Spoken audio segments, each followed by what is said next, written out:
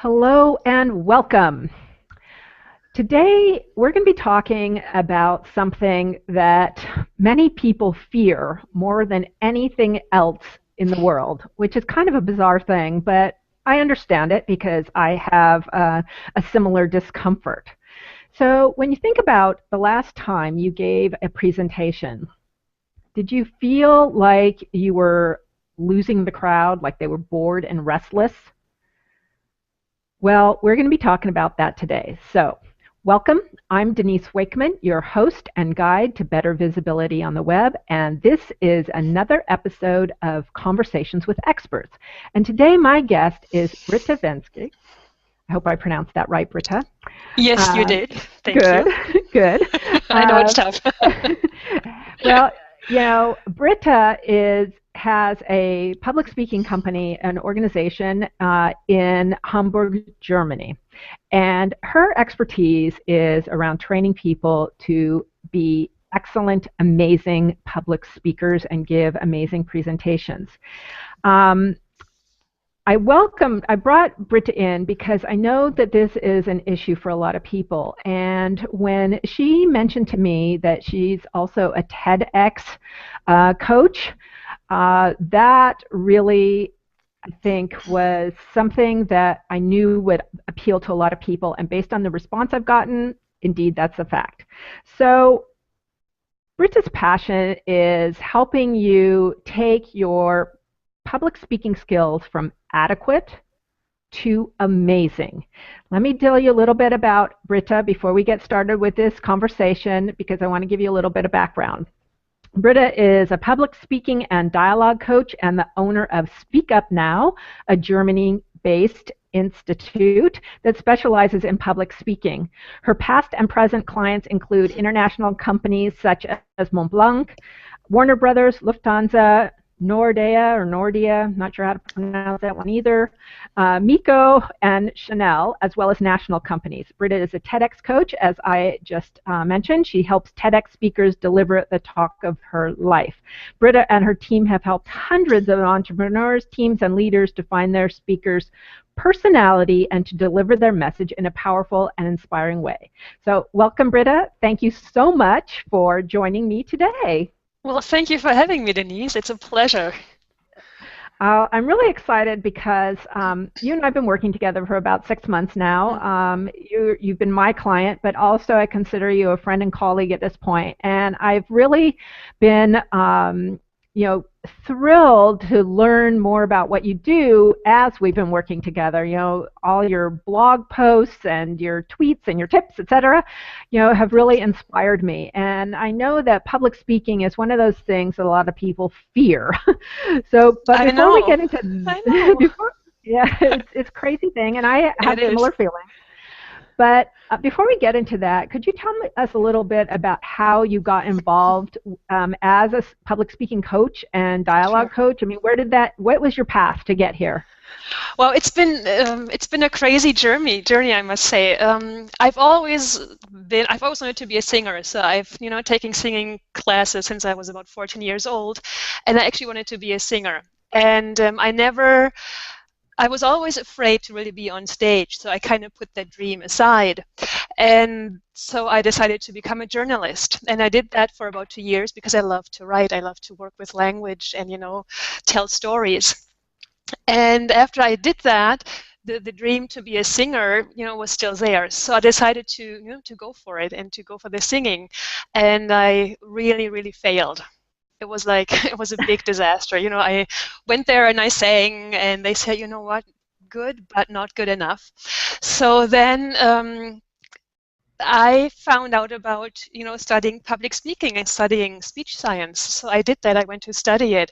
And it just, it just really hit home. I started to study, and I thought, okay, this is it, because it combines so many of my passions. There was the stage, there was the language, there was writing, storytelling, and there was the voice, which is a big part of public speaking.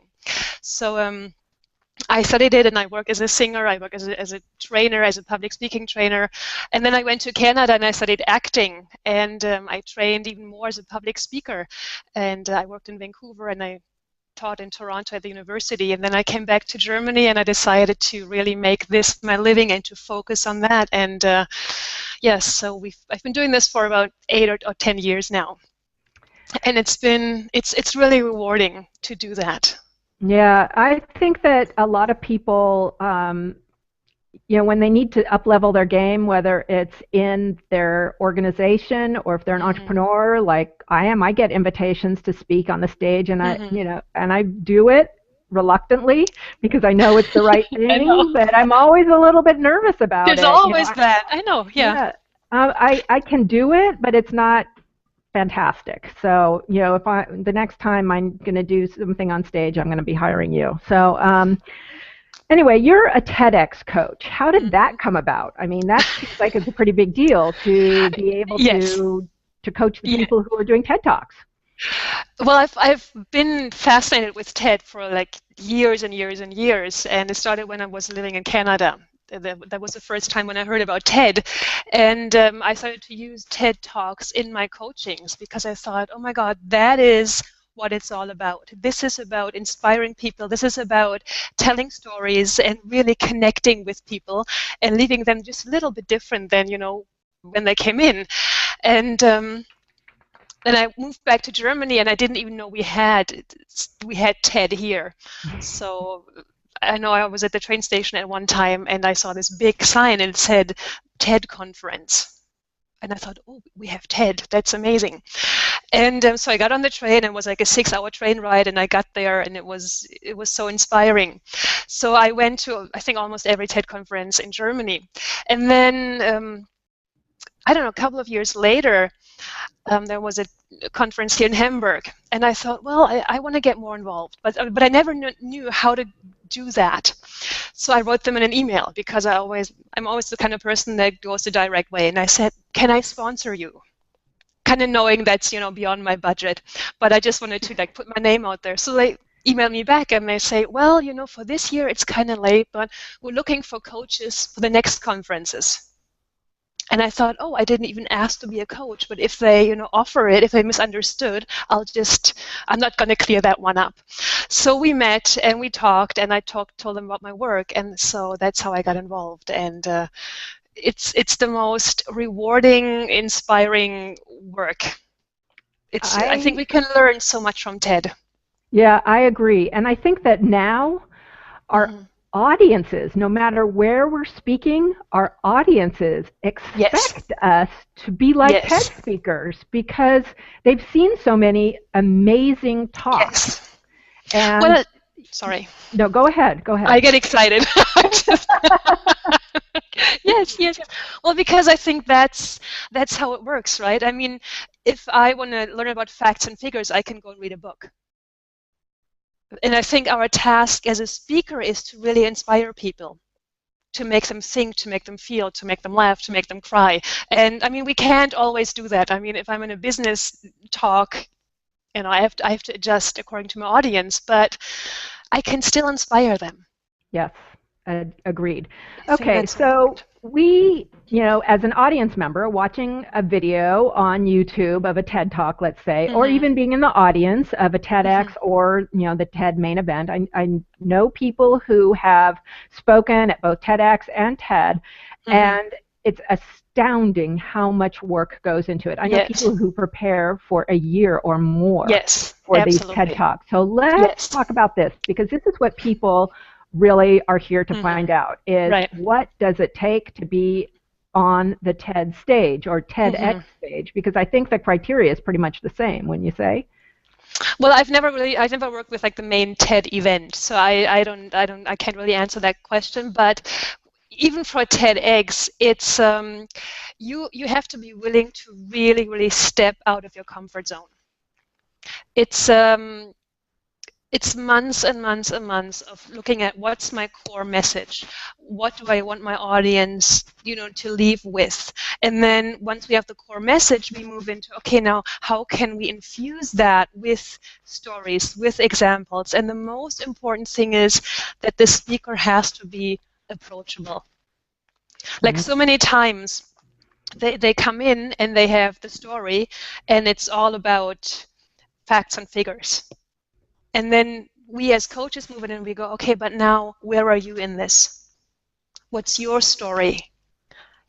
How can I relate to you? And this is the main thing. And it takes so much to stand there and you're kind of naked. It's really it's vulnerable because you really have to speak from the heart and go, this is what I believe in. And it's not only what they say and what we say in this, it's also how we say it.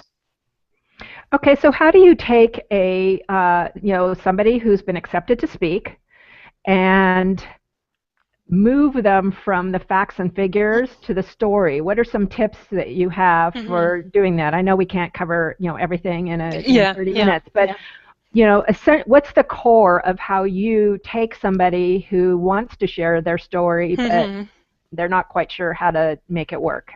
Can you walk us through that process? Well, it's a different process for everyone, but the main question that we look at is, why is it relevant to you? Why do you say what you say? And I'm sure most people have heard about this book, Talk Like TED by Carmine Gallo. It's an amazing book. And he says he asks his clients the questions, what makes your heart sing about that topic? And then they come in and they say, my grandmother, she, when she was young, she never had any contacts to foreigners. So when she saw her first Afro-American person, she tried to clean him. That was in the 30s. Wow. And I know, so we can't even imagine that, right? Mm-hmm. So we were talking about what it's like to work with different cultures, and we're looking at how can we, what does it have to do with you? And so he told the story, and then we started with that story. And then we moved it into, okay, so now we're more familiar with cultures and but what is important in working with different cultures? So it's always, how is it relevant to you? What does it mean to you? Okay, so people have to start with their story. Yes. What's the core message? Then how is it relevant to you? Yes, absolutely. And then we're trying to build a bridge to, the overall topic or the overall theme of the conference.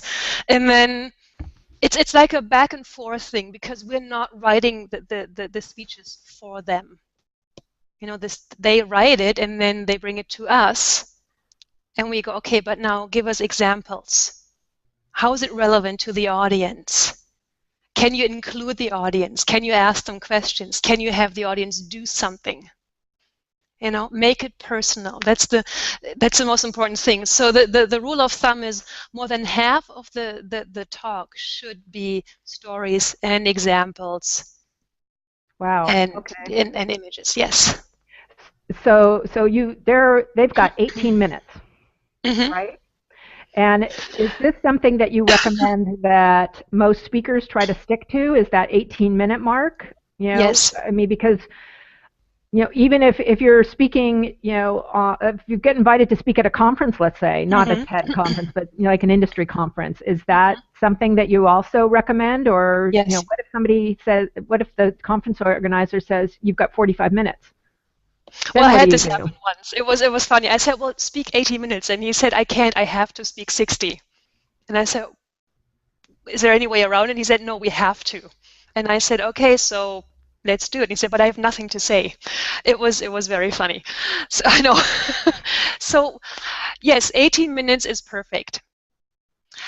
That's not always doable. Sometimes we have to speak longer. So there's this 10-minute rule. So every 10 minutes, something should happen that changes the audience's state. So let them move, let them do something, ask them a question. Every 10 minutes, do something where the audience goes, whoops. Are there props you can use? There are many, many talks where people just use props. Even Steve Jobs in his keynotes uses props. Exactly. So that it's really important to engage the audience.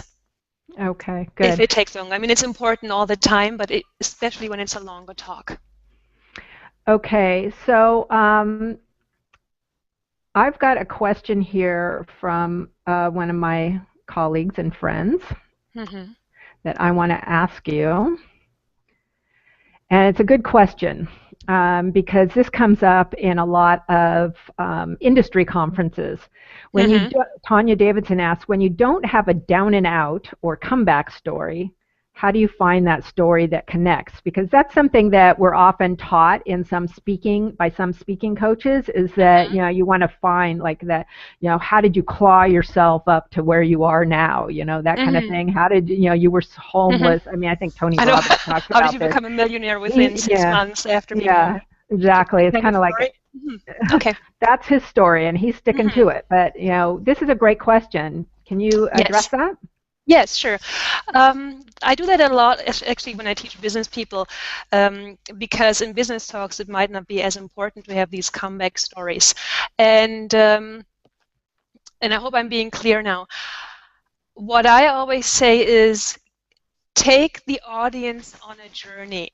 So there's something that we call hypnotic filters, and that phrase is like imagine, you wake up in the morning. You step into the shower and you drive to the office and somebody stole your computer. So through that phrase, imagine that. Or do you remember when you were a child? You know? Or what if somebody cut your budget by 90%? What would you actually do? So by using those filters, you kind of make the audience think about something. And that's how you take them on the journey. So it doesn't have to be your own personal story in that case. You've got to look at what the situation is. Yes. So tell me those filters again. So imagine that, excuse me, I have a cold. I'm just going to cough a little bit. So imagine that. What if, and what was the third one I said?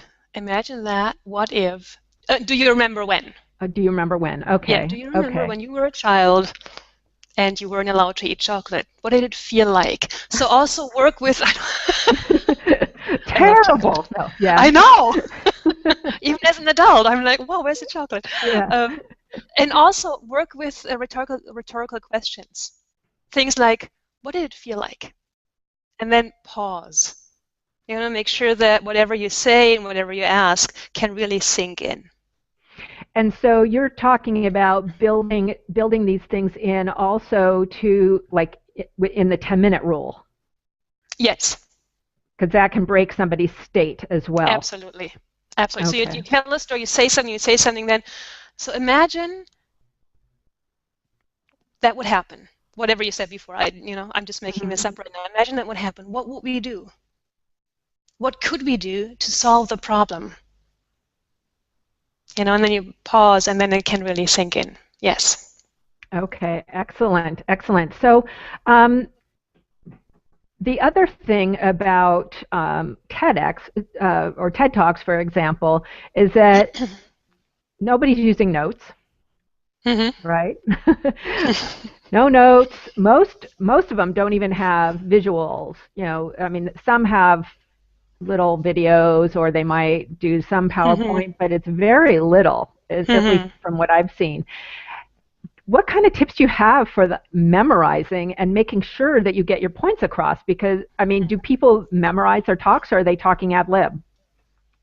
Well, it's both. I mean, there's actually a video on TED which was really famous. It's Kelly McGonigal talking about stress, and you can actually see that she has a monitor at the back of the room where she has her notes. So it's not that they always, talk freely. There's another talk by Benjamin Zander, and I'm going to post them. They're really great talks. And he's talking about that we all love classical music, and he's using a piano, and on the piano there's a little tiny note, and it says TED Talk, and there's like little notes. So they do use that, and I think that's fine.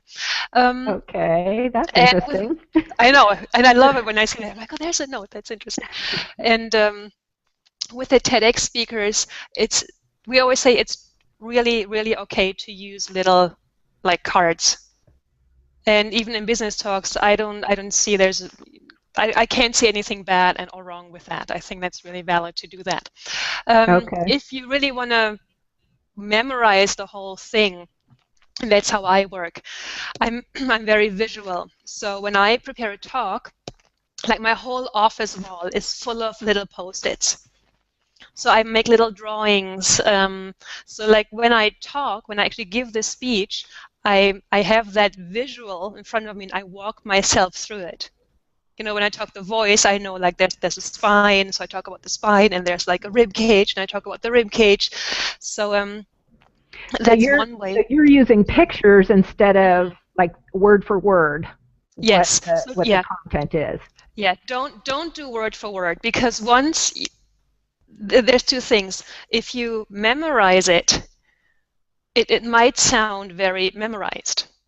You know, hello, my name is Britta, and I was born in 1975, and then I went to school. So that's not very engaging, right? And then the second thing is, once you like lose track, you use a thought, and you look at your note, and there's like written sentences. It's very difficult to go back into it. Right. So just little bits and pieces, just like a word here, a word there. So when you look at it, you know, oh, okay.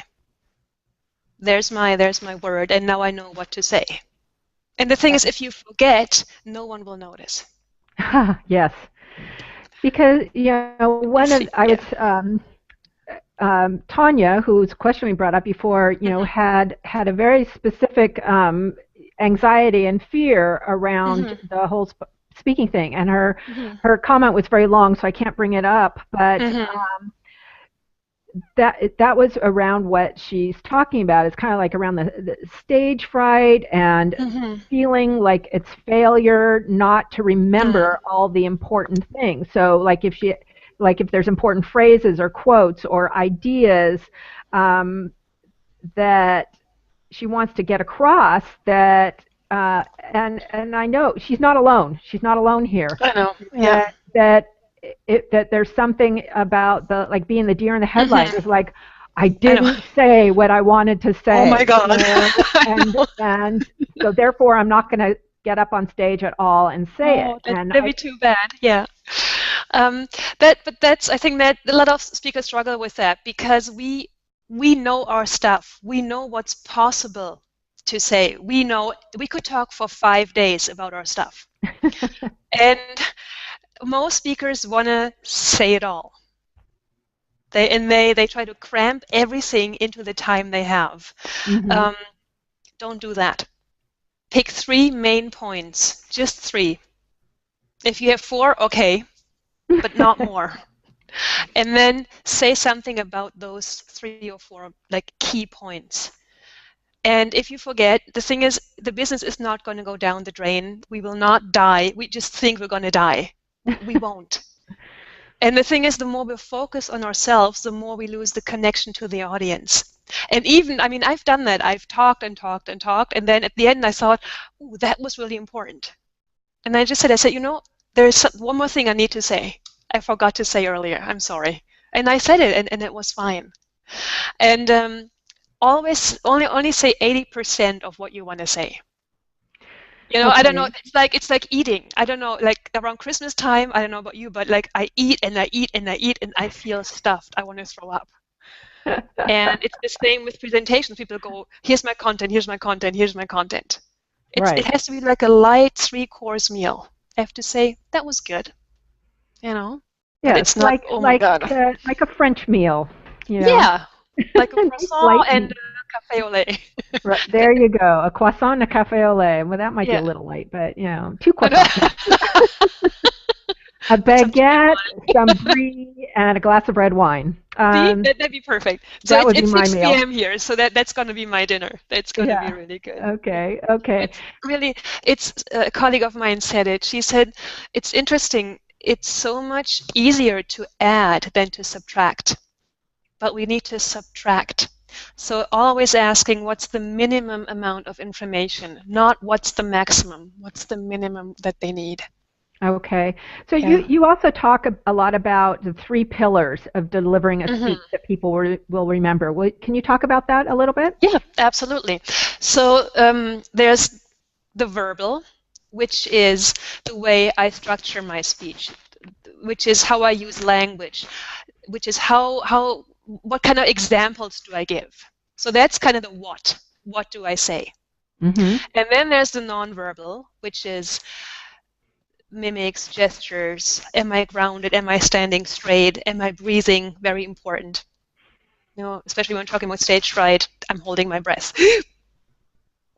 And then I feel I'm going to die. So am I breathing? So the nonverbal. And then there's what most people forget, interesting enough, that's the paraverbal. That's the voice. The paraverbal. Sorry, that was a German pronunciation. Paraverbal. That's all right. I just wanted to make sure we get that right. Paraverbal. And that's the sound of the voice, or that's the voice, the actual. That's all of it. The voice. Oh, so that's the sound of the voice. That's the rate of speaking. That's the pauses I make. That's how loud, like the volume. That's the how. Because and the interesting part is we always believe the voice and the body more than we believe the actual content. So if I said to you, "Oh, Denise, hello. I'm so happy that we're here tonight, and this is going to be a really good hangout. And public speaking is so amazing, and I'm in an extremely good mood today." You'd say, "That's weird. You don't sound like it." Yeah. That's weird. We need to reschedule. I know. Let's let's not do this.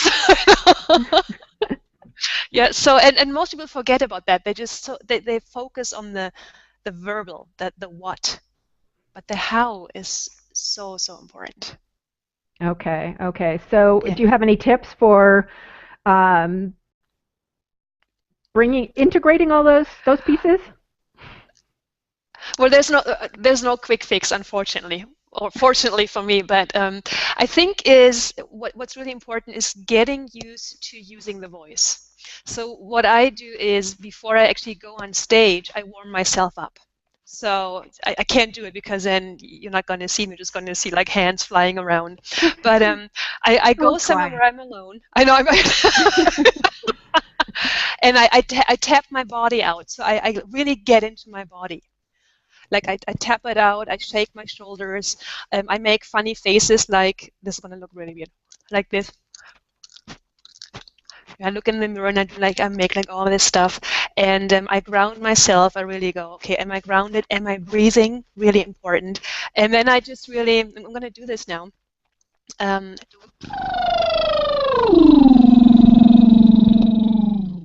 Or I shake out my shoulders with sound and go, ah.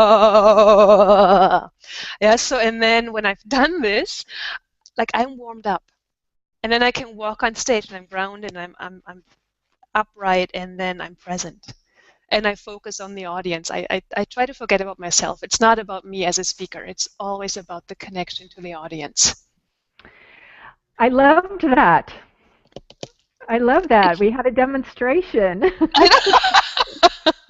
So what? There's a video I'm going to post. It's about actors demonstrating their favorite voice warm-ups in interviews. So what does that do for the body when you're doing that? Well, what happens a lot is when we walk on stage is we kind of disembody ourselves, right? So we go into the head and we go, okay, I have to remember this, I have to remember that, I have to remember that. I must not forget that one. And what if I trip? What if I stumble? What if I, all that stuff starts to happen. And then I get tense. So the more I'm in the body, the more relaxed I am, the more fun I can have there. So and always watch the breath. Start to notice when you hold your breath. It's so tricky. It's like, I'm going to get this done. Yeah, if I just hold my breath and then I just spit it out, right? I know. Take it. Yeah, well, I can really relate to it all going like into my head. It's like exactly what you said. I feel disembodied, Yes. because I'm thinking like, did I say it right? Did I get everything right? And I think that's what Tanya was talking about too. It's yes. Like, yeah. And so I imagine that a lot of it's practice. I mean, how much practice typically does a TEDx speaker that you coach? How much do they practice? Months and months and months. And I always say that, no matter what we do, we need to practice every single day. And it doesn't mean hours. It doesn't mean hours. But take 5 minutes a day and, first of all, do the physical work. Breathe, ground yourself, get into the body, and then keep stepping out of the comfort zone. Do things that scare you, and you notice you're not going to die. Right. I mean, it's as simple and as complicated as that. But it takes weeks. I mean, I know when I started this work, I had a very high voice. Speaking in public was the worst thing for me. Like even in college, at university, it was the worst. And I still blush, and all these things still happen. But through all the acting work and the improv theater work, I noticed, oh wow, it's possible, and I'm not dying. And I always say, if I learned it, so everybody else can learn it. Seriously, it was bad. So all of that, like the warm-up stuff, is that how you coach people to deal with stage fright, or are there other things that need to be well, there's a couple of things. It's also understanding that stage fright is something we make up in our minds. So what I also do is, and you and I talked about this before the hangout, oh, there's butterflies in my stomach. And then most people say, oh, that must mean I'm really, really nervous. So I kind of just watch the body, and I just go, okay, so there's tingling in my stomach, and there's heat in my chest. And I don't put any meaning on it. Right. And if I do, I just go, that's good, because it means I'm alive, I'm feeling. But I really watch the thoughts. It's the thoughts that's tricky. Right. Do you meditate? I run. Okay. Well, that's a good meditation. That's true. Yeah, but really just like before you walk on, ground yourself. It's really that both feet on the ground. Am I breathing? And then just I'm walking on stage, and I focus on the audience. It's not about me, it's about them. Well, when you were talking about just noticing what was happening in your body, before every single hangout, I'm very comfortable, I'm not nervous, but my body heats up. Yes. Yeah. I had to turn on the fan. I always have to have the fan on behind me, because I just my body gets heated up, because I know that, I may not be on stage, but I am speaking to people. Well, you're public. Yeah, you're public. I am public in some way. And, so that's why I thought this would be a really good topic, because, whether we're speaking on a video, a live streaming video, or even, just recording a video that'll be shown just not live, whatever, just shown as replays, or whether we have a meeting with a client, or whether we have a meeting with a whole team, or whether we're on a stage in front of 20 people or 2,000 people. Yes.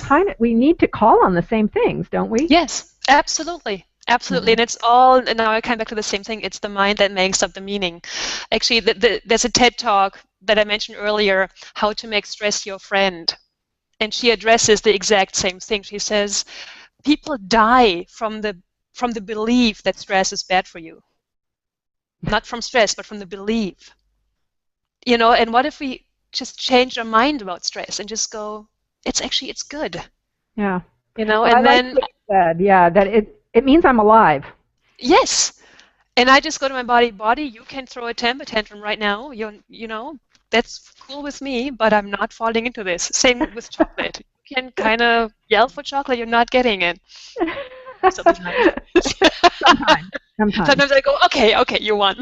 Okay. Body, you deserve chocolate after this hangout. Thank you. I'll have wine and croissant. Okay, there you go. Wine and croissant. Oh, yum. Okay, so we've been going a little over 30 minutes now, and I know that this is a conversation that could just go on, and that you have tons of great content that you're sharing all over the social web. And also, I do want to I want to let the viewers know that even though Britta's company is based in Germany, she works with clients all over the world. And you can tell, you can see and hear that her English is excellent. So I don't want you to think that just because, she's in Germany right now versus being in the US or Canada or the UK or wherever, that she doesn't work with English-speaking clients too, because that's been a big part of our work, is to introduce Britta to a wider audience of entrepreneurs and small business owners, because her gift is amazing, and that's why I wanted to introduce her to you. So, Britta, where can people find you on the web and connect with you? Well, there's LinkedIn. So come and find me on LinkedIn. So I'm sharing tips there. Then there's of course Twitter. Lots of stuff on Twitter, lots of behind the scenes stuff and little tips. I love the behind the scenes stuff. And you can see me like doing Tough Mudder, which I did on Sunday. So you see me covered in mud, for example. And then there's Facebook. I keep forgetting my Facebook name. I think it's Britta Bree. I just recently decided to open it up to clients. I was going to, keep it private. So there's Facebook, Google Plus, of course, YouTube. That's right. You have videos. I have videos, yes, little video tips. And of course, you can go to brittawenske.com, and I wrote a free gift. So there's the 5 strategies to, take your public speaking to amazing, from adequate to amazing. And if you have questions, get in touch. Get in touch with me, and I'd be really happy to keep going with the conversation. Absolutely. Okay. This is such an amazing topic. I could talk for hours. Yeah, and I think what I appreciate about how you're presenting it is that it's a full body experience. Yes. And it's not just about creating the speech; it's about creating how you deliver the speech as well. Absolutely. And the content because you're an expert. Yes. So it's how do you deliver it in a way that amazes and inspires people. And absolutely. I know that's your passion, Britta. For sure. Yeah. And because everybody's different, it's like not every rule applies to everyone. So we have to really see, okay, what makes you special as a speaker? Right. So I invite you all to connect with Britta on the platform of your choice. Be sure to circle her on Google+. Be sure to friend her, like her, connect with her on LinkedIn, Twitter, and Facebook. And you're going to learn a lot from Britta about public speaking skills, and she shares a lot of great tips and videos. And so if public speaking is something that you are doing and want to up-level your game, if it's public speaking is something that you have to do and you're not comfortable with it, then definitely you want to connect with Britta in some way. And please, she's got a great deal of passion and wealth of information to share. Britta, thank you so much for joining me today on this conversation. Thank you.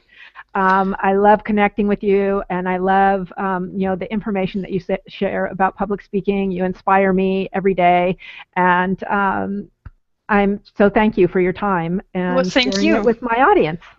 Thank you so much. And again, everybody, if you have questions, please get in touch, and hopefully I will be able to answer them. Thank you, Denise. You're very welcome. Thank you all for joining us today. This has been another episode of Conversations with Experts. Next week, I will be back on Adventures in Visibility, and I'm going to be talking with Peg Fitzpatrick about creating visual content for your business. So thank you very much, and we'll see you next time.